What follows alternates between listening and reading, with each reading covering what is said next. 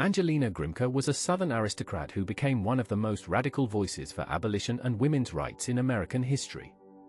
Angelina Emily Grimké, the pioneering abolitionist and feminist, was born in Charleston, South Carolina on February 20, 1805. She came from a wealthy slaveholding family. She had a refined upbringing in the heart of the antebellum South. The Grimké family's wealth was built on the labor of enslaved people. They owned hundreds of slaves on their plantations.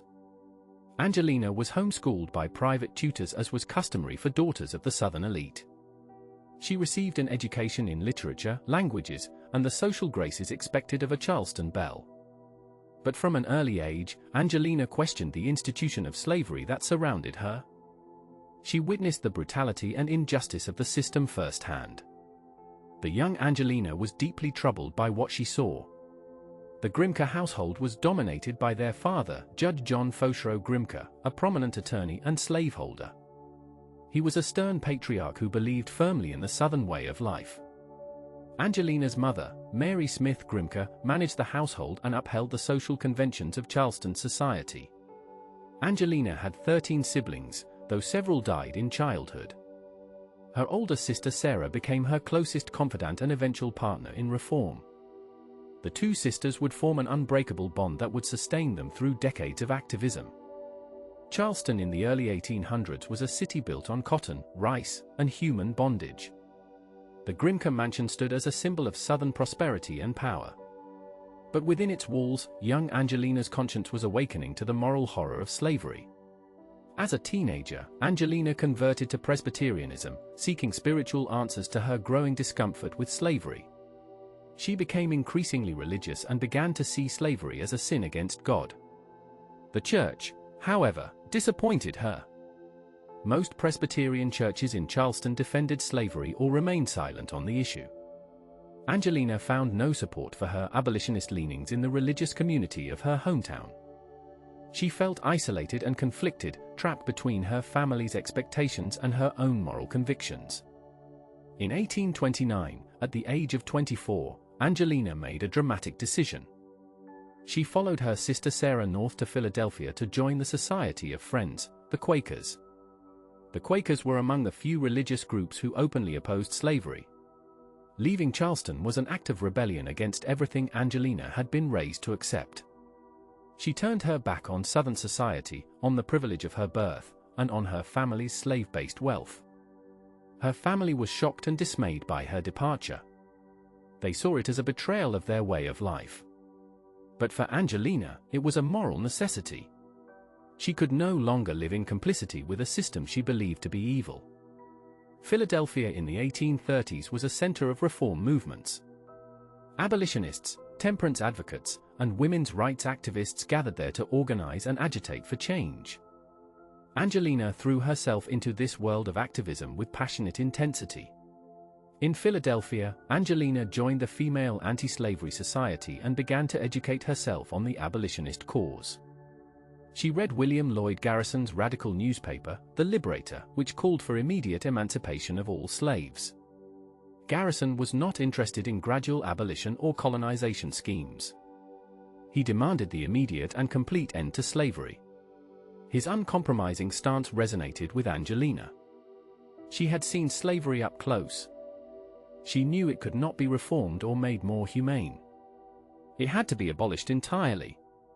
In 1835, Angelina wrote a letter to Garrison praising his work and expressing her support for immediate abolition. Garrison published her letter in The Liberator without her permission. The publication of that letter changed Angelina's life forever. Suddenly, she was thrust into the public eye as a Southern woman who had turned against slavery. The letter caused a sensation. It was shocking enough that a woman would write publicly on political matters. But a Southern woman from a slave-holding family condemning slavery? That was unprecedented. Angelina's family in Charleston was horrified and humiliated. They disowned her. The mayor of Charleston sent her a warning that she would be arrested if she ever returned to the city. Angelina had burned her bridges with the South. There was no going back now. Emboldened by the response to her letter, Angelina decided to write more.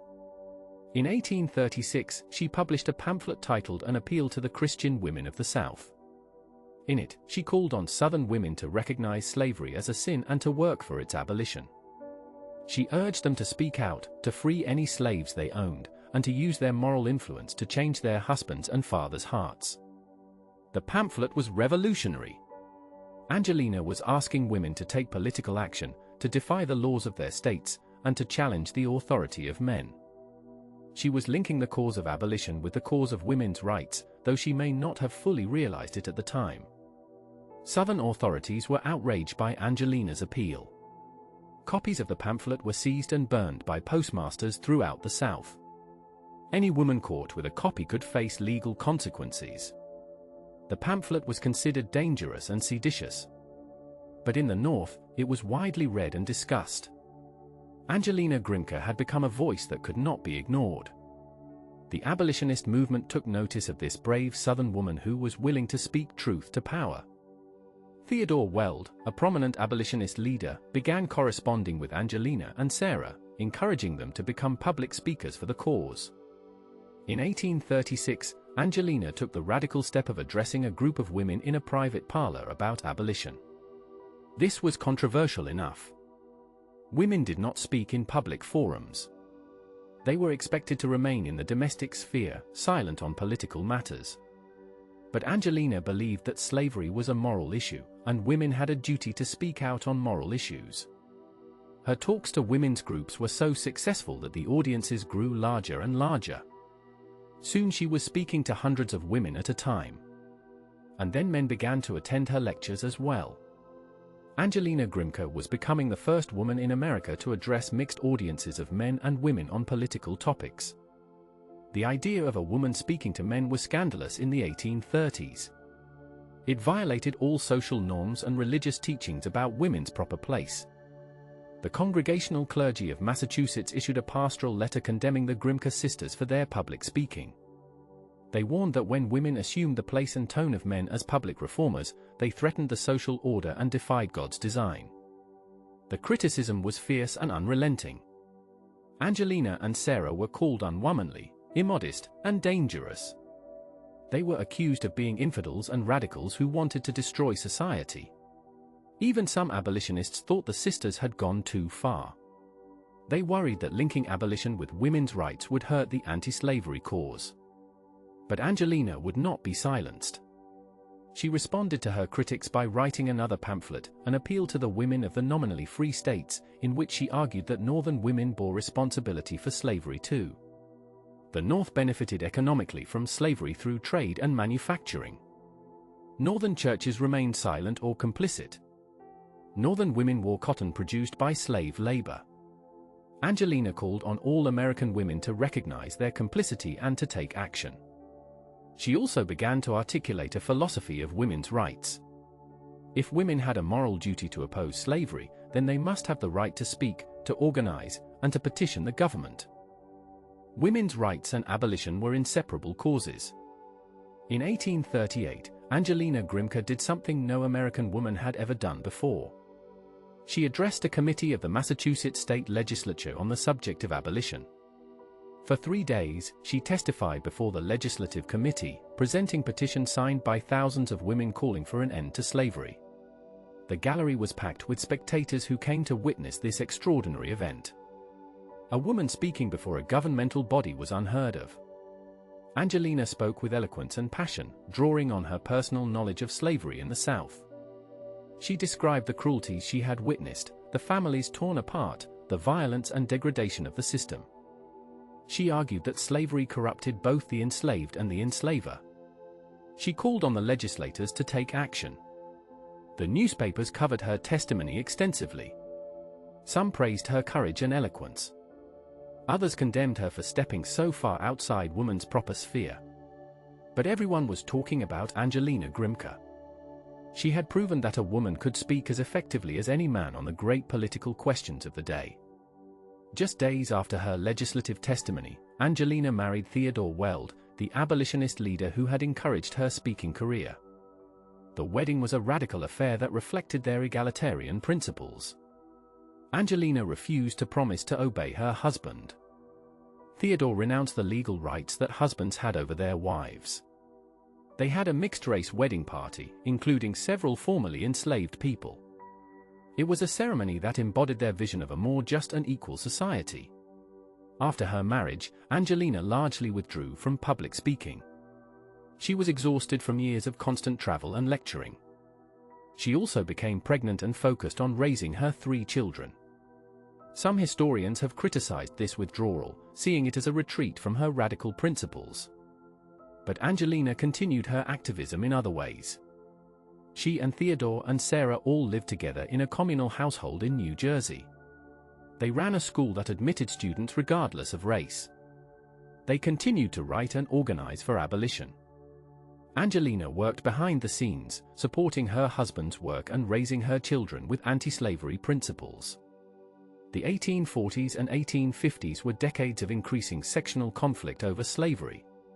The Mexican-American War, the Fugitive Slave Act, the Kansas-Nebraska Act, and the Dred Scott decision all pushed the nation closer to civil war.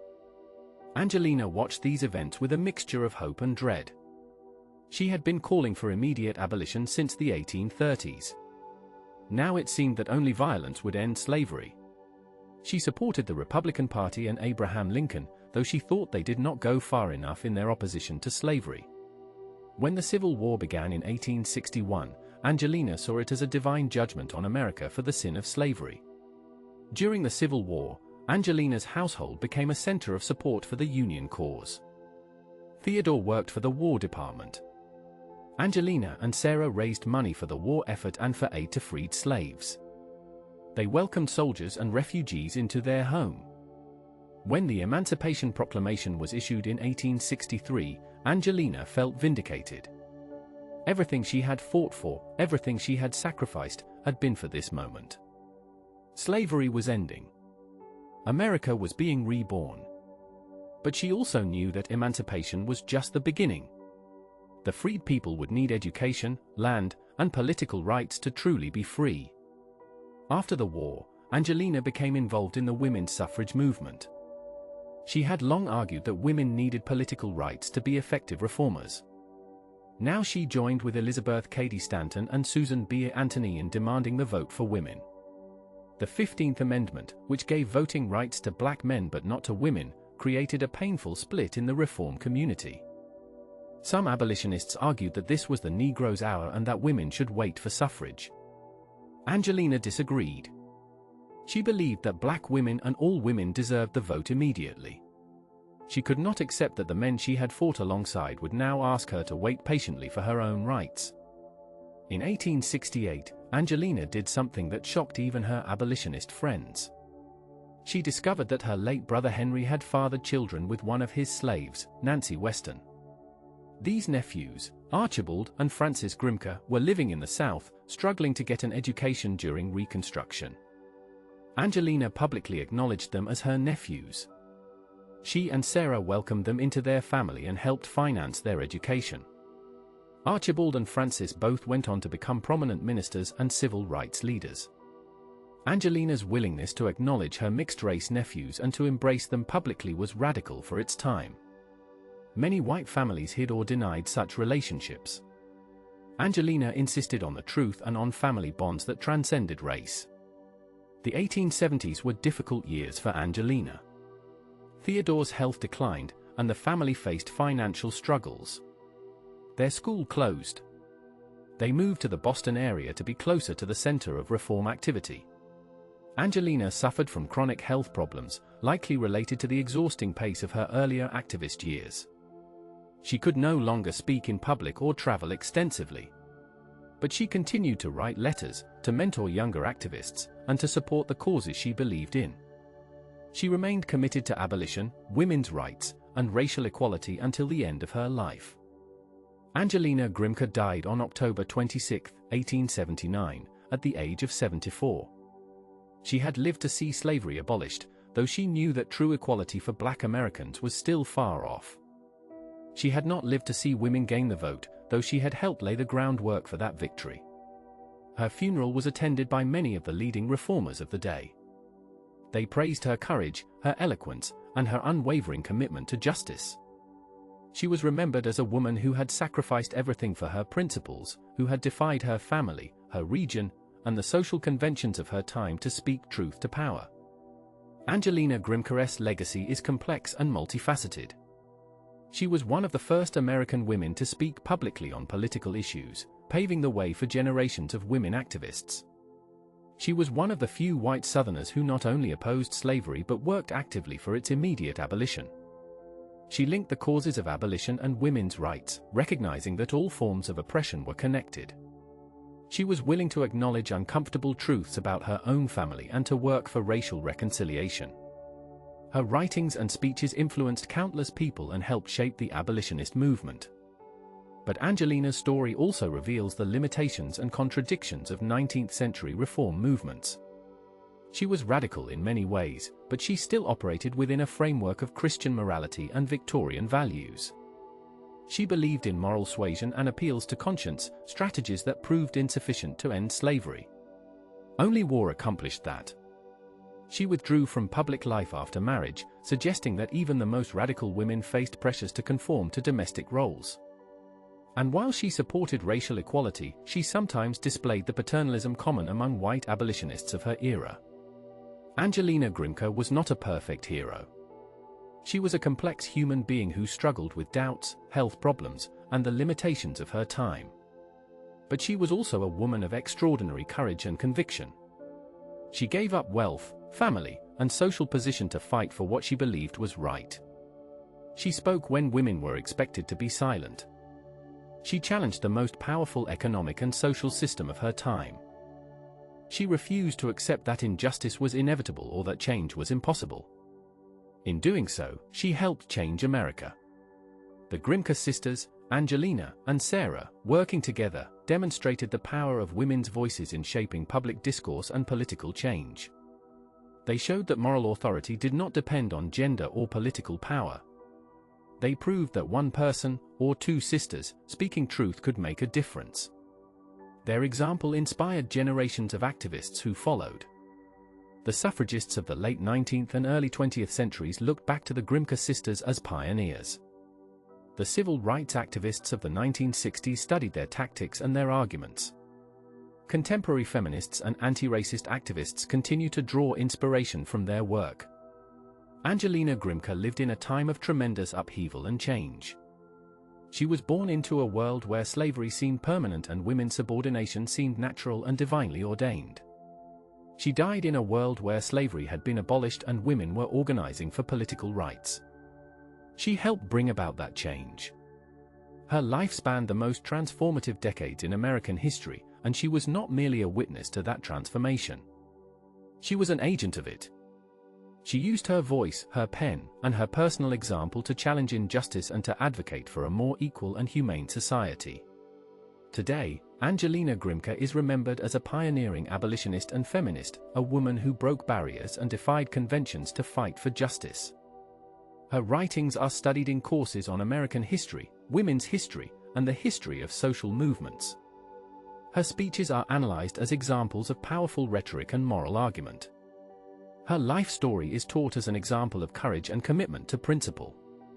But perhaps most importantly, Angelina Grimké reminds us that change is possible, that individuals can make a difference, and that speaking out against injustice, even when it is difficult and dangerous, is both a moral duty and a path to transformation. She was a Southern aristocrat who became a radical reformer, a privileged daughter who sided with the oppressed, a woman who found her voice and used it to change the world.